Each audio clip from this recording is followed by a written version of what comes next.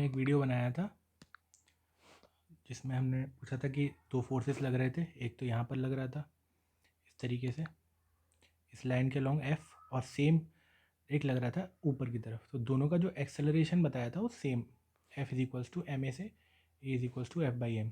तो दोनों का एक्सेलरेशन सेम था, ठीक है। लेकिन इस सरफेस अगर स्मूथ है तो ये सिर्फ क्या करेगा, ट्रांसलेशनल मोशन करेगा, ऐसे आगे की तरफ आएगा सिर्फ, ठीक है। तो जैसे इसके पास सिर्फ क्या होगा, सिर्फ लीनियर एक्सेलरेशन आएगा, उसकी वजह से क्या होगा, सिर्फ ये ऑब्जेक्ट ऐसे सीधा सीधा मूव करेगा, ठीक है। तो कोई इसमें ओरिएंटेशन में चेंज नहीं आएगा क्योंकि ये रोटेट नहीं हो रहा, घूम नहीं रहा, ऐसे स्लाइड कर रहा है बस सीधे सीधे, ठीक है, सीधे सीधे आ रहा है बिल्कुल। अब उसकी जगह अगर मैं ये फोर्स को थोड़ा ऊपर लगाऊँ, यहाँ पर लगाऊँ, तो उस केस में हमारे पास क्या होगा, जो ऑब्जेक्ट होगा ये घूमना भी शुरू करेगा और आगे भी जाएगा। तो घूमते घूमते आगे की तरफ जाएगा। तो ये दोनों का फ़र्क है, दोनों सेम टाइम पे पहुंचेंगे कहीं भी दोनों का। जैसे यहाँ अगर दीवार बना दूँ मैं, तो यहाँ सेम टाइम पे पहुंचेंगे इस दीवार पे, ठीक है ना, क्योंकि दोनों का लीनियर एक्सेलरेशन सेम है।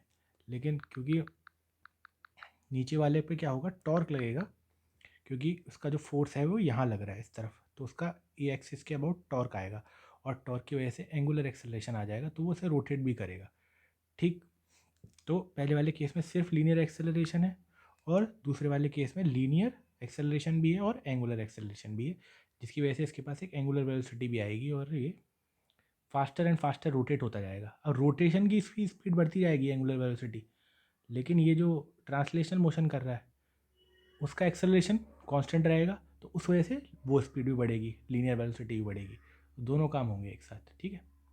पर ये एग्जैक्ट रोलिंग का केस नहीं है, ठीक है, क्योंकि यहाँ फ्रिक्शन नहीं है, ये बिना इसकी मदद के इस तरह से कर, अगर सरफेस नहीं भी होती तो भी ये इस तरह से, मतलब अगर बैलेंस हो जाता, पर यहाँ बैलेंस के लिए तो हमें mg तो चाहिए, हाँ बैलेंस तो करना पड़ेगा, ठीक है, ठीक है।